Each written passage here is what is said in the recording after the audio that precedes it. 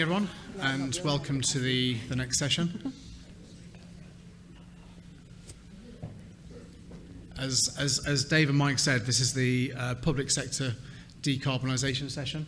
I'm Mike Warsnott from Leisure Energy. I'm the leisure part of the Leisure Energy, so I'm here to kind of hopefully facilitate the conversation with Tara, Hugh, and Jennifer. So, following on from the last session, then, excuse me. Tara's going to start and kick off. As you can see from the last session, if I need to, I'll repeat some of those questions to you, Tara, in case you can't hear any sort of questions. The fundamental part of this next session is to take on from the conversation in the last session and hopefully move that kind of strategy into some sort of practical solutions focusing on decarbonisation.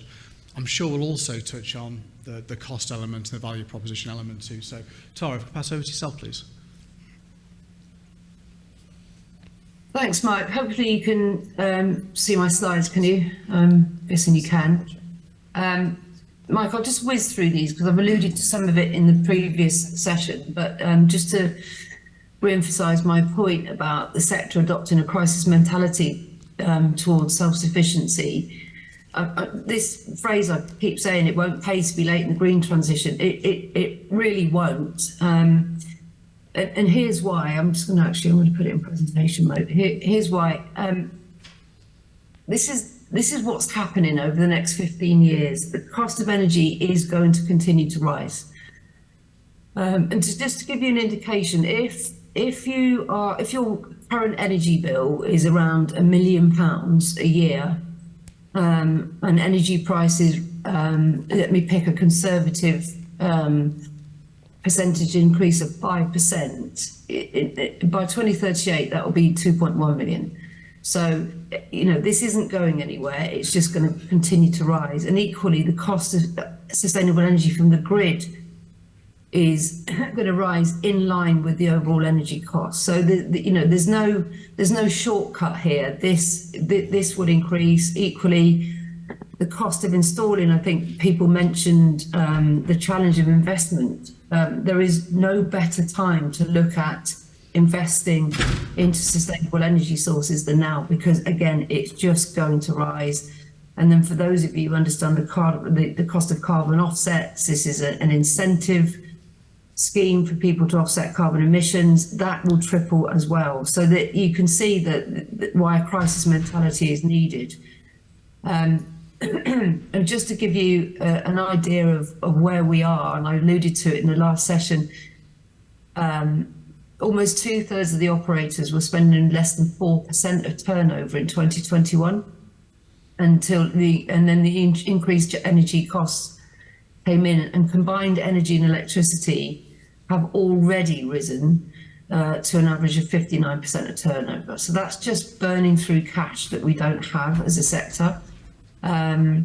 And just to give you an indication of how much of a contributor of carbon emissions in local authorities, we're up to about 40%. So just following on from Mark Tweedy's point, there is an incentive to work with local authorities to work a lot quicker and a lot harder with you as operators to reduce that, and that's where the investment should come. And also the cheapest time to get off the grid is now, because they're expected, as I've said, to continue to rise, and the green transition from the grid isn't even expected to have an impact until 2038. So there's absolutely no indication whatsoever other than prices will go up. So staying on the grid just means that we will have to redirect money that we should be invested in our service delivery, enabling people to be more active, will just be diverted on energy. So just to give you an idea of consumption, this is us as a sector. We're almost 1 million metric tons of carbon dioxide emissions. It doesn't seem like a lot, but that's 2%. We make a contribution of 2% to the overall national emissions. That's a massive chunk. And also, the sector energy consumption accounts for 220,000 tonnes of that. So we are a big consumer and a big emitter. And And then just to give you an idea of how this works practically, electricity, we use that amount of kilowatts. It costs us £668 million a year. That's across the sector, not just public sector. And that's an increase in 2 years of 36%. But now it's 30% of sector turnover. And when you look at our gas emissions usage, you can see there it's costing us nearly £500 million just to heat our facilities, and that's an increase, 20% of turnover. That's an increase of 17% in 2 years, and that's how we get this combined energy use of 59% of turnover. Given that we spent something like, you used to spend something like 60% of our turnover on staff, you can see why the net cash position has reversed so drastically, and we can't invest in our facilities and our services. So let me sort of turn that frown upside down and look at how easy the transition is. This decentralized generation means being self-sufficient, getting off the grid and producing our own energy. And the three most accessible and most obvious sources are solar, heat pump and biomass, and wind generated energy. And it's nowhere near as expensive as you think. And it's nowhere near as inaccessible as everybody thinks. So I'm going to try and myth bust if I can, and I'll give you a brilliant case study that some of you will have heard of. We've got lots of space. We've got lots of roof space, and solar panels are easy to install. They're not particularly expensive, but what they generate in return is absolutely eye-watering. Not only do we have roof space, but there are now solar panels that have been developed that sit over the top of your car parks as well. So, and again, the amount of electricity that they generate is eye-wateringly high. So let me just give you an example. If you were to just invest in those two sources of energy, your own sources of energy, on an average size pool, 25 by 12, it's about 300 square meters. This is what we currently use in gas. So 360 kilowatts a year. And if we were to put solar panels on, you can see here an equivalent roof space, so just above your pool, not your entire facility, would generate more electricity than you consume to heat the pool. And that would cost you at the moment somewhere in the region of £60,000 to £80,000 to do that. Think about your electricity bill and now think about that investment. The return is so quick, it makes absolute sense to do this now. And equally, if you were to look at another source of heating the pool through biomass, and there are other sources, I'll come onto a case study in a second, it reduces your price per kilowatt by almost half. And the cost of installing one of those is around 40 to 60k per pool. So what that does in big numbers, it costs about 120k a site. If you looked at every site and not just local authority, it's 379 million. If it's just local authority, it's about 100 million. 40 million is available to us now in local authorities. So 40% of it will be picked up by the recently announced pot in the budget, and that's not the only pot. Hugh and I are speaking with government weekly on this subject and looking at finding out other sources of investment to support you. And what it would do is it would reduce your electricity cost to virtually zero by the cost of around about 60 to 80,000. Zero. Imagine that. So it will reduce the cost of your energy down to less than it was pre-price impact hikes, and also that's the overall saving. But while we're doing it, we're becoming carbon neutral. So it does pay to be green. It does work, and it's not as eye-watering as you think. The costs of not doing it, waiting, say, 5 years to invest in self-sufficient energy sources, will just go up. So there's no time like the present. And what that returns is for every pound spent on self-sufficient, we generate £1.70 on savings, which currently we don't have. So we can pump that back into the services that we produce. Here's an example that you may have read about. This is the Exmouth Leisure Centre, and this talks about the first digital boiler. This is how it works in practice. Thank you to my colleague Christian who's come up with this brilliant graphic. But in essence, people, big tech use data services and they spend an absolute fortune cooling them. Huge users of it, like Amazon and other tech companies, sink their servers currently in Greenland, destroying the environment in Greenland just to keep them cool. They're under the ocean. This is a local tech firm in Exmouth. You can see what happens. The heat generated from the server, then heated up the oil, which heated up the pool, and it was completely free. So it's things like that. So you can see there was a 60% gas bill reduction, which is enormous because that's all the pool, which generates savings of annually at 20k. But while we're saving money, look at the reduction in carbon emissions. So there is loads of innovation out there that we can tap into, and lots of collaboration in doing so. This is a tech company has a problem. Combining with the local authority, came up with a solution that generated carbon emissions reduction and savings. And finally, it's the right thing to do. If you look at this message here, going green and being more sustainable will do much more than just save us money. Reducing carbon emissions means that we'll help our people and our customers and our community lead a healthier and happy life. So for me, it's very quick run through, and I'm happy to share these slides, and there's more information to support them, Mike, but that's very quick. Here's the problem, but equally here's the solution, but look how big the output is as a consequence of that. That's me done. That was real quick, Mike. I promised I would be. Thank you, Tara. There's an awful lot to digest there. I'm sure if you have any questions, we can come back to that after you and Jen. So perhaps Stu, if you go next, please.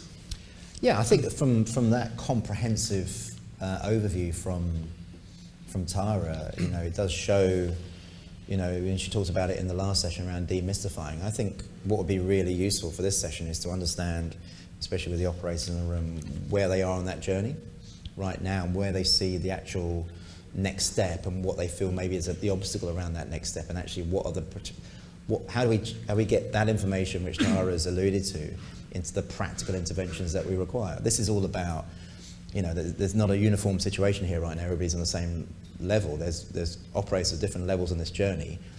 What we need to do as industry bodies is support their next step in that. Now, what is that next step? It'd be interesting to see where people are and what support they need at the stage they're at to then go to the next level.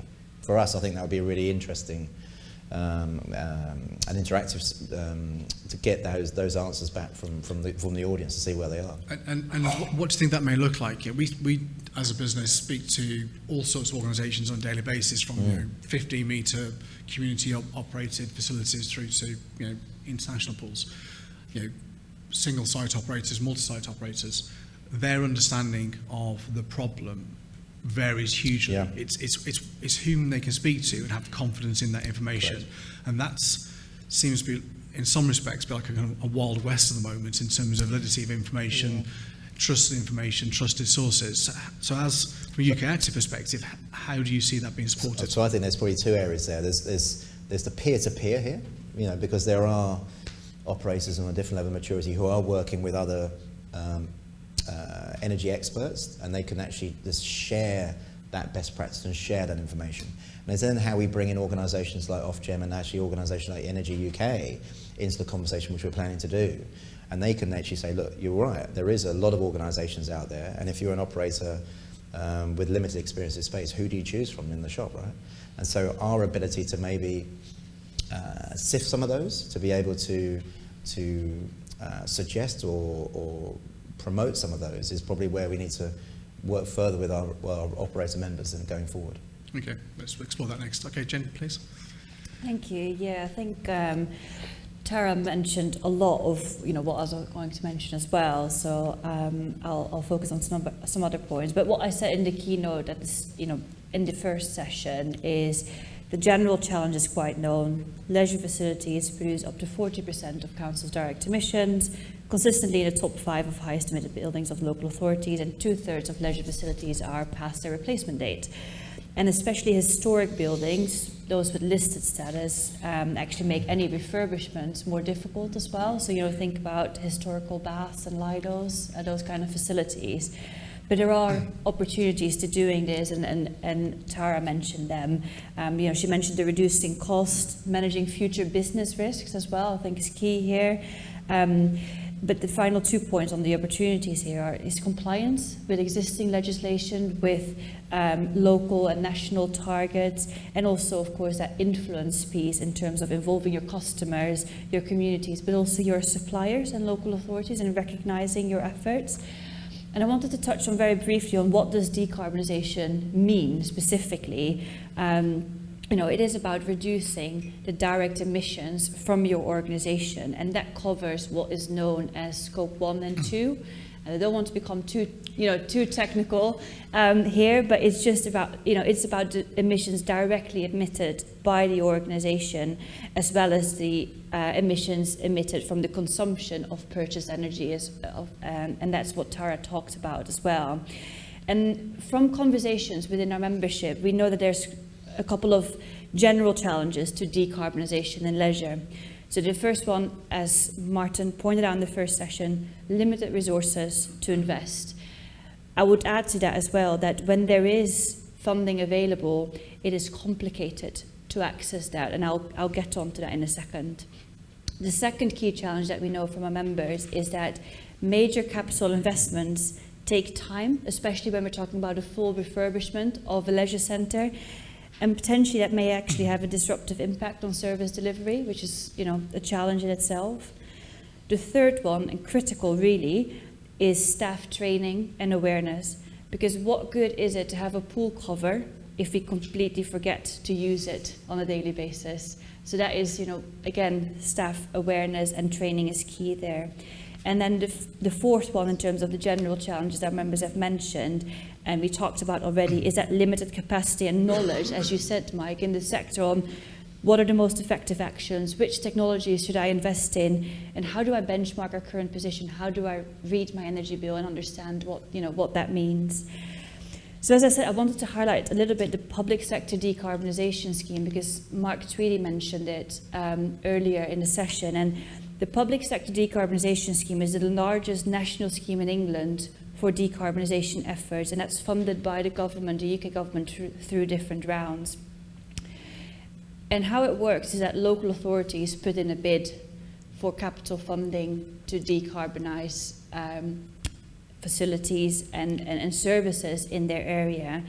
Now, according to Sport England, 83% of all public leisure in England is operated by 84 different operators, but these organisations cannot access the public sector decarbonisation scheme by themselves. They need to go via the local authority.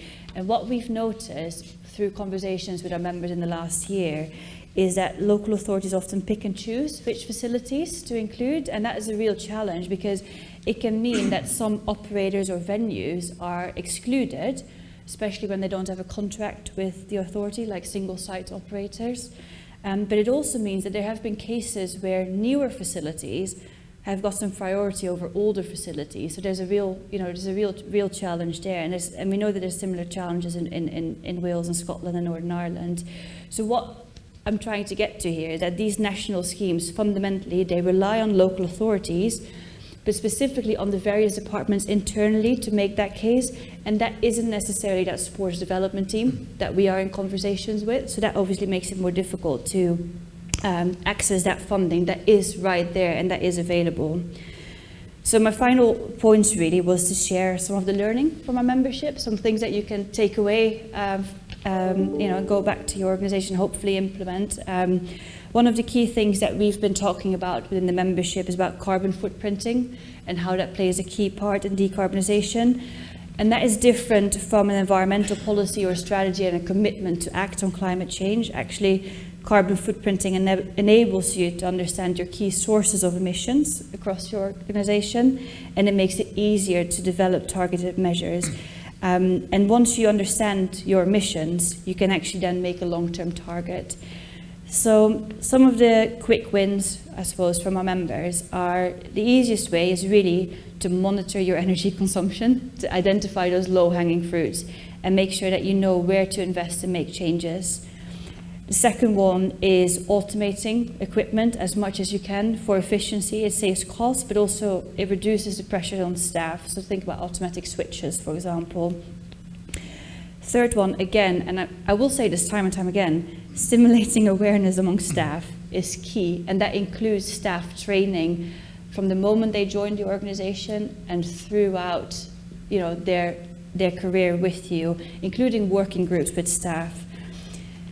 Fourth one is actually making sure that you put environmental sustainability at the heart of decision making. Any decision that you take for your organization, get into the habit of asking yourself, what will it do for my facility and my organization's carbon footprint? What will this decision do? And finally, I think it's really important, again, that we connect with councils, but also the wider voluntary and community sector, because that actually can unlock funding and engage communities. And we've seen lots of examples within our membership around community co-ops where the community purchases solar panels, put it on this, you know, on the leisure facilities, and both the community and the leisure operator benefit. So that's just some of the knowledge from our membership. Thank you so much. There's an awful lot to start unpicking as part of this process. A terminology used as part of that, Jen, was Scope 1 and Scope 2. Within the room, do people kind of understand what we refer to in terms of Scope 1 and Scope 2? There's also a Scope 3, which I'll sort of come on to. From your perspective, from the three organisations, what role do you see in influencing the decision-making from a government and local government perspective? So what we're seeing an awful lot is a large proportion of the public sector is outsourced, whether that's through leisure trusts set up in-house or gone through some procurement, second, third generation over years. Particularly in England, and obviously it is different in Scotland and Wales too. We're seeing that those outsourced facilities are actually classified as Scope 3, so not even featuring on any form of strategic plan. So whether you're talking PSDS funding or reporting, recording, monitoring as part of that, and it appears there's a bit of a gap at the moment. And this is the kind of bigger picture things, is how do we, as a sector, ensure that those local authorities, that their own assets owned by those local authorities are understood, that they form a big part of this. As Tara pointed out, we're a significant contributor to the CO2 emissions. A typical leisure centre 25 metre pool is about 550 to 600 tonnes of CO2 per annum.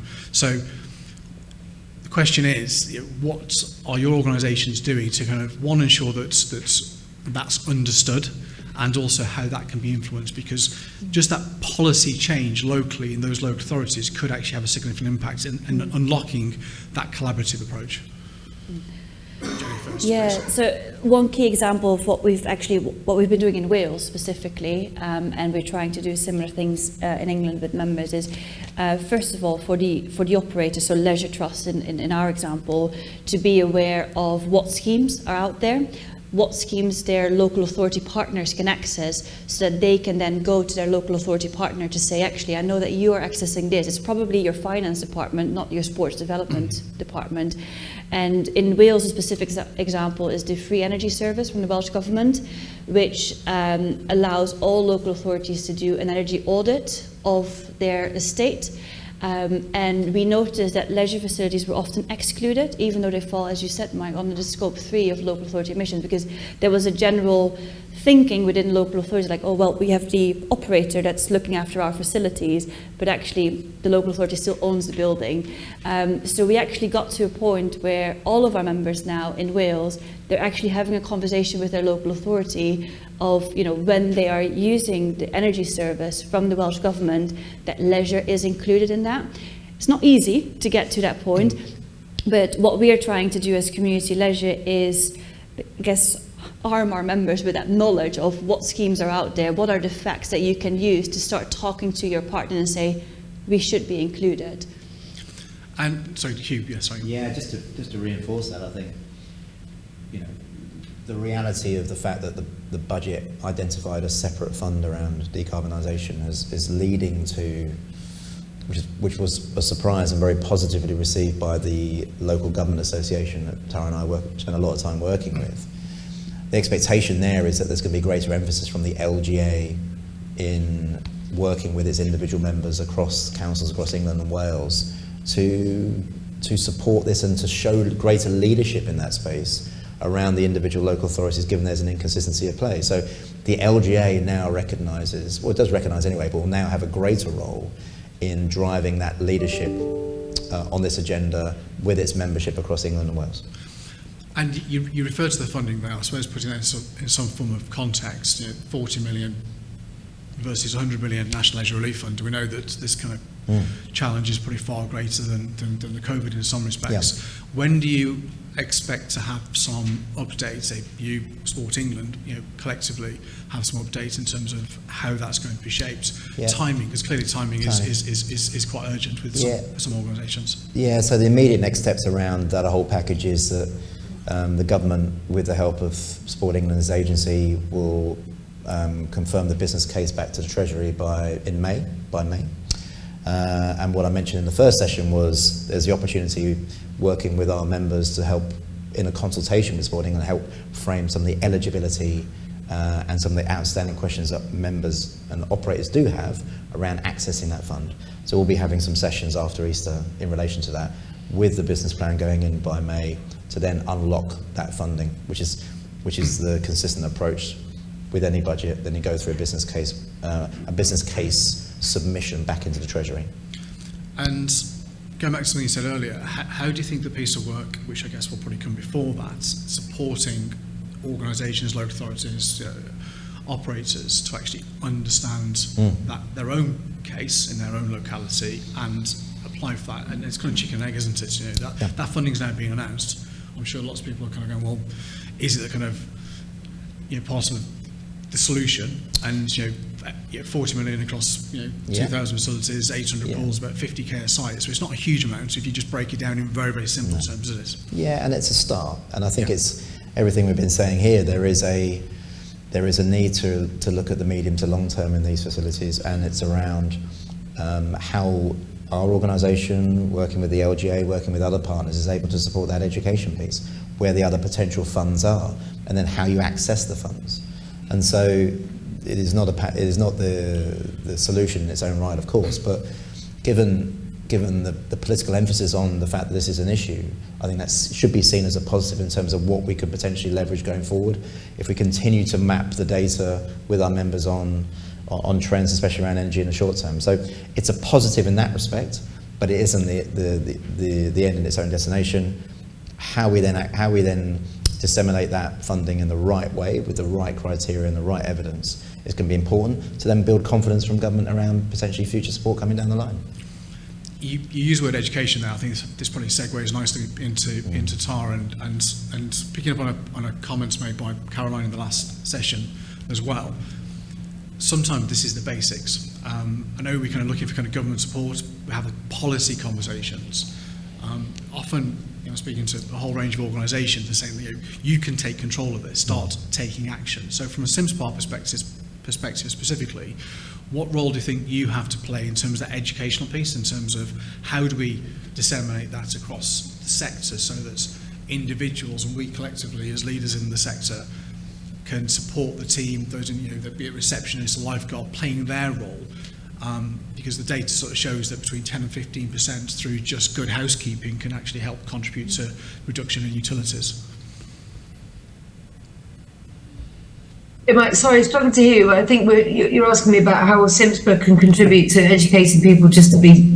Yeah, that education, link back to CPD, that kind of wider professionalisation of the sector, but the education around individuals' roles within delivering those savings. Yeah, there's huge amounts we can do, Mike. This is a cultural shift. The sector needs to adopt this mentality of, I would like to go further and create an ambition for the entire sector. I'm just, again, a load of exchanges with Liz in the last 10 minutes about, working with the LGA and other partners in government to say we'll be the first decarbonised sector. Have that level of ambition, put it out there, be bold. And in order to do that, it's not just about installing self-sufficient energy sources. It's not it's not just about that. It's about a collective attitude. It's about a collective ambition. And you're quite right, Mike. That also means speaking to individuals about their own contribution. I was talking to Mark Sesnan the other week at JLL. This is in the lead up to the budget work that Hugh, the LGA and others were working on. And just by opening an hour later and closing an hour earlier and getting back to the basics in terms of, putting the pool covers on, for example, which some people forget to do and stuff like that.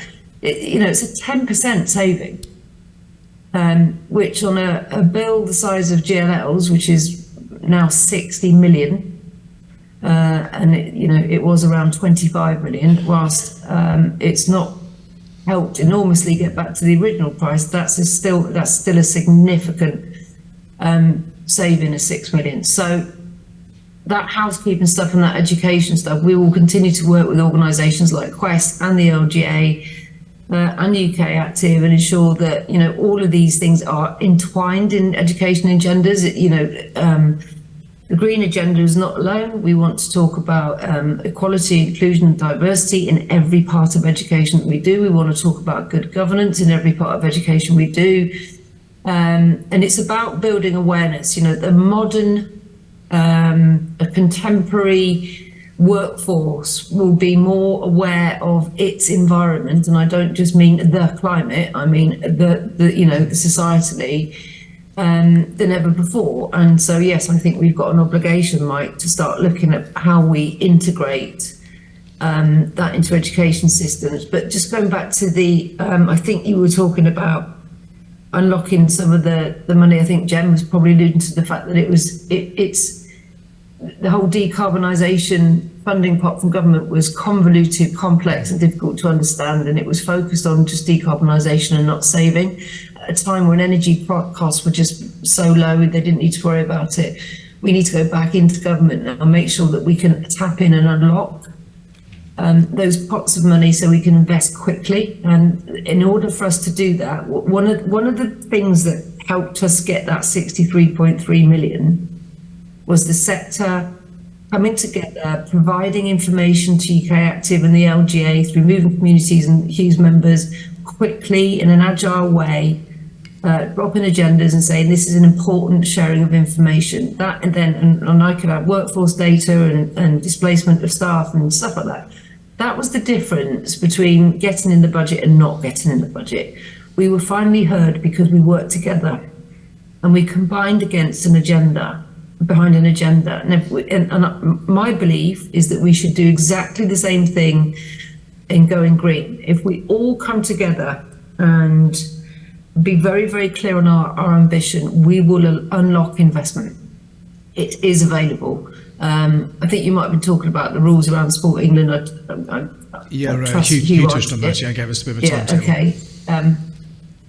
So yes, sorry, Mike, I went off piece a little bit there, but I just wanted to come back on that investment. Don't fear it. We've got to work harder with government to unlock it.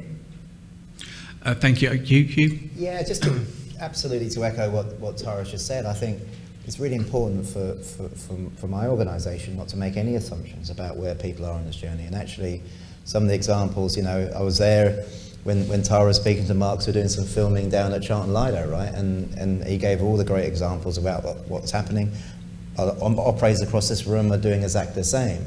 But there are operators, especially when we work with our smaller independent single trust operators who are anxious about and don't know how to start this journey. And I think it's really important that we do the basics really well and what is in control of individual operators to be able to do stuff.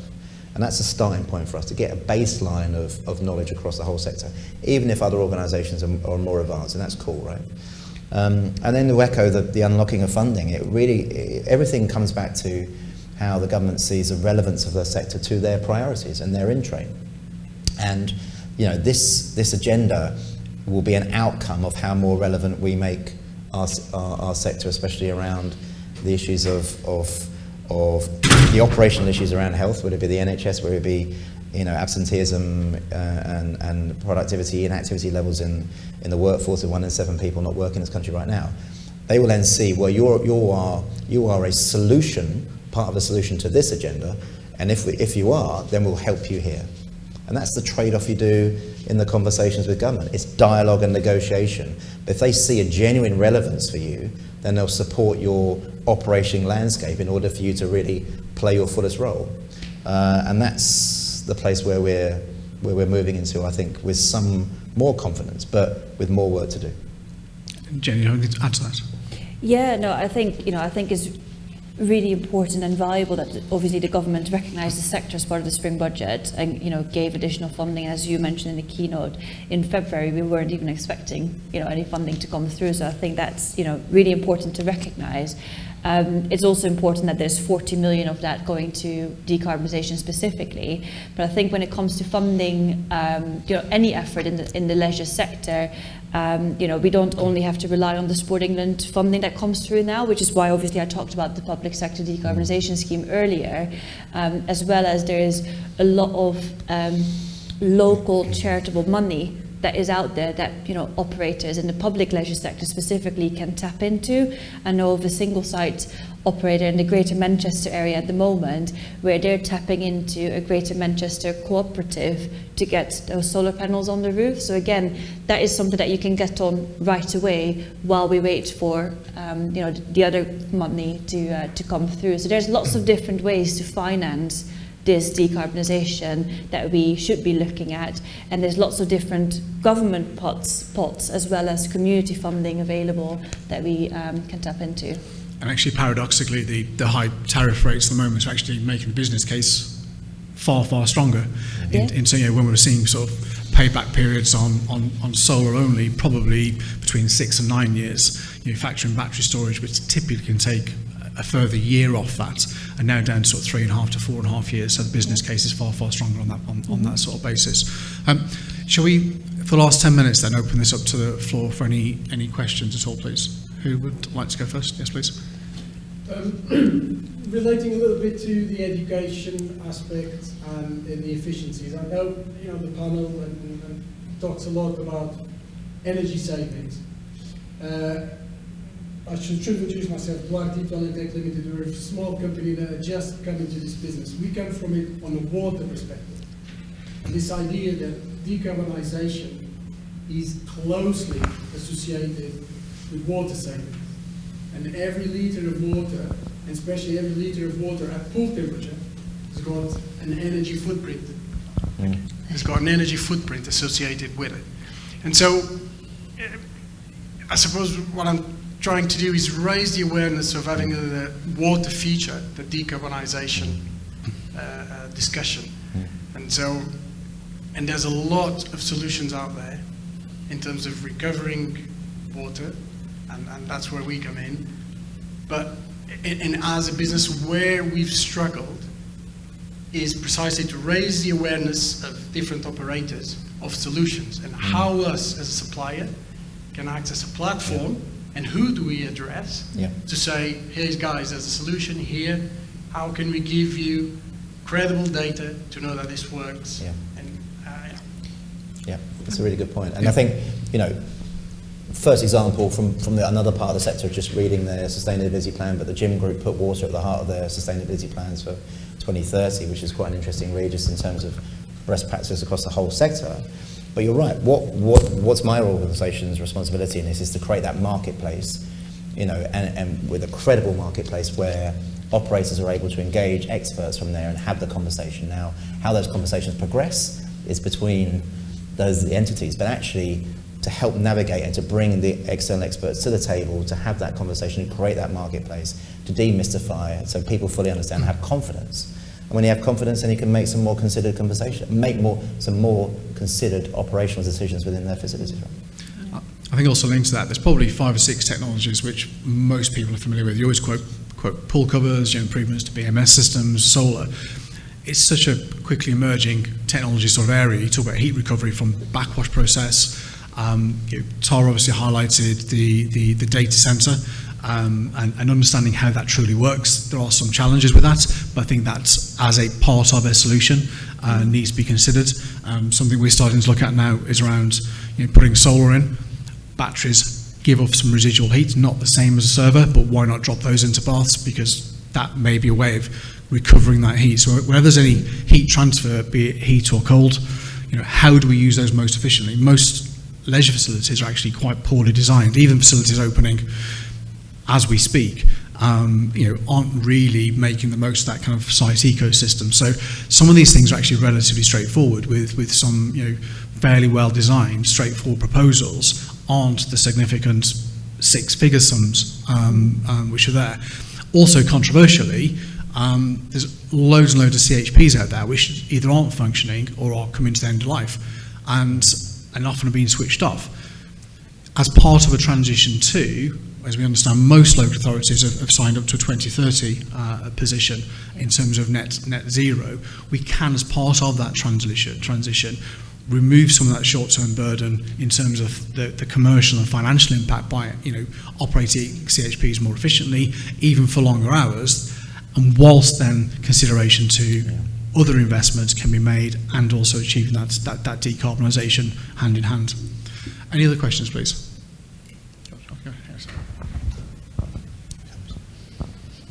Thanks, Tom. Hi, Tom Cabell. I'm from Aneurin Leisure in South Wales. Obviously, we've spoken about the government help and support for England. Is that something that is going to come into Wales? I know the devolved administrations, obviously, they've been given additional budget, but is there anything coming from the budget that is going to support the facilities in Wales? So technically, yes, just because of the overall budget goes through the Barnett formula in terms of how the allocation of people, it's quite a technical thing there, sorry to lose the whole audience there with the Barnett formula, but that's how the allocation of money is then sort of cut towards the devolved administration. So my understanding is that envelope there is a percentage of allocation going into the devolved administrations as well. What precise number, I don't know right now. Announced yesterday through SALIX, there are 2 SALIX sessions for Wales on the 16th of May and the 24th of May. I can let you have Tom afterwards. So they're going to be presenting that, probably akin to PSDS in terms from an England perspective. So there'll be something coming out, and hopefully, as you know, in Wales they've been piloting almost on a case-by-case basis, and there's been some Sport Wales funding as well. But as I say, the 16th of May and the 24th of May, SALIX delivering some sessions specifically to help address the Welsh approach. Just on that, Mike, you don't worry, it's 180 million going to Welsh Government as part of the Barnett consequentials for the spring budget. Welsh Government's sports policy team is already on the case to make the case that some of that funding will flow through to pools in a similar way to the swimming pool support fund in England. And there are conversations at the moment between Sport Wales, Welsh Sport Association and Welsh Government on getting that done. Ourselves as Community Leisure, together with Welsh Sport Association and Swim Wales, we've written to the Finance Minister in Welsh Government to say, please allocate some of that funding to swimming pools as well. So the case is being made in addition to the SALIX funding that is out there, in addition to Sport Wales themselves setting up capital funding for decarbonisation as well. So there's lots of things that are happening around it, and we do not forget about Wales getting this funding as well. Also, touching on SALIX as well, you may be aware yesterday SALIX also announced the Low Carbon Skills Fund. Mm-hmm. So that's another part. The portal opens on the 24th, 26th of April on the top of my head. And that is specifically to try and identify the support, so effectively developing heat decarbonisation plans, which you can then use to develop this roadmap and strategy for each of your facilities, which can be looked at, that 20 or 30 or 2035 target. Yeah. Ben? Ben Beavers, Everyone Active. I've got a bit of a sort of political question, I guess, in terms of scope 1, 2 and 3. We've obviously talked about decarbonising our buildings, which is our 1 and 2. Our biggest output is scope 3, which is obviously all of our customers driving to and from the centre. Yeah. And quite rightly, we're focusing on 1 and 2 because that's sort of what's very much in our control.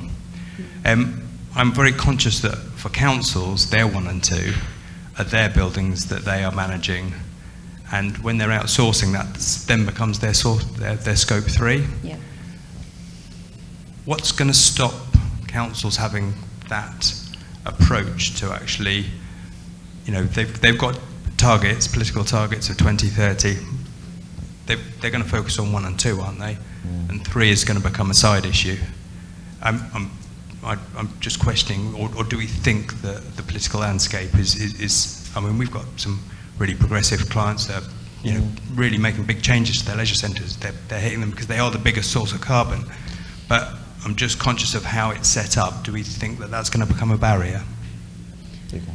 Yeah, Jen. Yeah, I think, and apologies, this is where it becomes a little bit more technical again as well. This is where the difference between being carbon neutral and net zero comes in. Obviously, the public sector has a net zero target, and that's a science-based target, which actually includes scope 1, 2, 3. So if local government wants to truly achieve net zero, they will need to include all scopes, including scope 3, including those outsourced facilities. If they're only looking at carbon neutral, they would be focusing specifically on scope 1 and 2 and potentially offsetting for, you know, for the remaining emissions also in scope 3. So if they're doing it right, then they should be including scope 3 in that. And again, I think what I said earlier, there is, I guess, a responsibility and something that we as, you know, membership bodies in the sector need to do to actually give our members and give the operators that information, that technical information, but also generally that information for you to then be able to go to your local authority and say, actually, I know that you have that net zero target for 2030. Do you know that actually means your scope 3? Hello, we are your scope 3, please include us. At the moment, there seems to be a bit of a sort of tension and disconnect here. In speaking to authorities where they're directly operating, it's much more straightforward because the leisure facilities are directly involved in those. They're featuring on strategic plans. You know, the facilities team, the climate change officer, the leisure team are all looking at that and collaboratively sort of working together. In the case of where facilities are outsourced through whatever route they've taken, the consumption and tariff risk sits with the operator. Yes. And you've got the authorities not recognising those facilities as scope 3, and also you have this scenario where it isn't your responsibility either because that hasn't been captured. There's also another dynamic as well, the number of smaller trusts where I've got these long-term, you know, 125-year leases, you know, operated by volunteers typically, and those authorities equally are not recognising those as their assets, even though technically they are still the landlord, even though it's a full repairing lease. So there's lots of kind of misconceptions around the authorities, whether or not it's them burying their head in the sand or not understanding that and focusing on their own and thinking, well, it's dealt with over there. What we need to do is how do we collectively and through yourselves as membership bodies help, I suppose, shine a spotlight onto that. And when you're talking about contract extensions, re-tendering through the Sport England framework, then that responsibility of scope 3 needs to be jointly recognised so that the authority recognises the facilities as scope 3, and then that's a collaborative responsibility where you have that link to consumption and tariff. Because what we're also seeing is where decarbonisation through public sector decarbonisation are being delivered, if not done right, it has an impact on the overall commercial proposition from the contract position, and that also needs addressing too in a meaningful way, so that you guys who are running those facilities in public sector leisure can actually work with the authorities and deliver their responsibilities and be part of that solution too. Yeah. Any other questions, please? Just conscious of the time, there's a couple of minutes left. Martin? Thank you. I recognise, just to go back to our prior conversation, I recognise the fabulous sort of advocacy work that's been done by the 3 organisations represented on the panel, and no one should, you know, lightly dismiss that 40 million. I understand that, but I also pick up on your figure that, you know, we're talking about 50 grand a site here, and I want to challenge the figures, Tara, that you're talking about. I just don't recognise the investment in PV being so simple and so effective. We've just, at our largest site, where we have a 25-metre 6-lane pool and a big freeform leisure pool, teaching pool, and our energy costs, electricity forecast at about 685,000 this year, or the forthcoming financial year. We've just installed PV on the roof of the sports hall, which is 32 by 26 metres, so bigger than the area of the swimming pool, and we're advised at a cost of about 100,000, and we're advised that we should see a saving of £41,000. Now, in payback terms, that looks good. The investment makes sense, which also plays to your narrative. But in terms of the saving, we're talking 6%. Nothing like the numbers that were in your presentation, Tara. And so I just don't understand. Have we got the wrong solar panels? What have we done? It doesn't stack up for me.